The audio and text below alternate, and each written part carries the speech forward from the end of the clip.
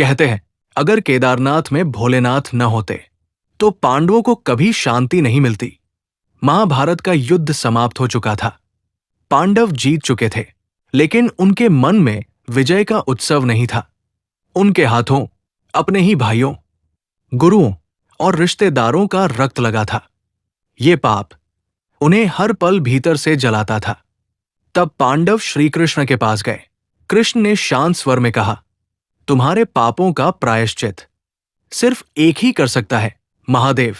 पांडव तुरंत भोलेनाथ की खोज में निकल पड़े, लेकिन महादेव उनसे प्रसन्न नहीं थे।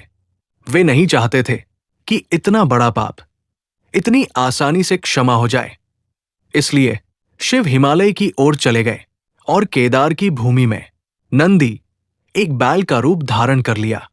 जब पांडव केदार पहुंचे तो उन्होंने एक अद्भुत बैल को देखा। भीम को संदेह हुआ। उसने बैल की पूंछ पकड़ ली। तभी वो बैल धीरे धीरे धरती में समाने लगा। उसी क्षण पांडव समझ गए, ये कोई साधारण बैल नहीं, ये स्वयं महादेव है। शिव धरती में विलीन हो गए, लेकिन उनका शरीर 5 पवित्र स्थानों पर प्रकट हुआ।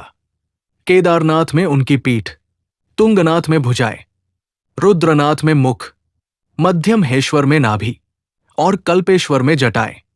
इन्हें आज पंच केदार कहा जाता है। केदारनाथ में महादेव की पीठ की पूजा होती है, इसीलिए यहां का शिवलिंग अन्य सभी शिवलिंगों से अलग है। और सबसे बड़ा रहस्य, 2013 की भयानक आपदा में सब कुछ बह गया, लेकिन केदारनाथ मंदिर अड़ी खड़ा रहा। मंदिर के पीछे खड़ी एक विशाल शिला ढाल बनकर खड़ी थी। लोग कहते हैं वो स्वयं भोलेनाथ की पीठ थी। अंतिम शब्द भोलेनाथ केदारनाथ इसलिए है कि जब पूरी दुनिया तुमसे मुंह मोड़ ले, तब भी शिव तुम्हारी पीठ बनकर तुम्हारे साथ खड़े रहते हैं। हर हर महादेव।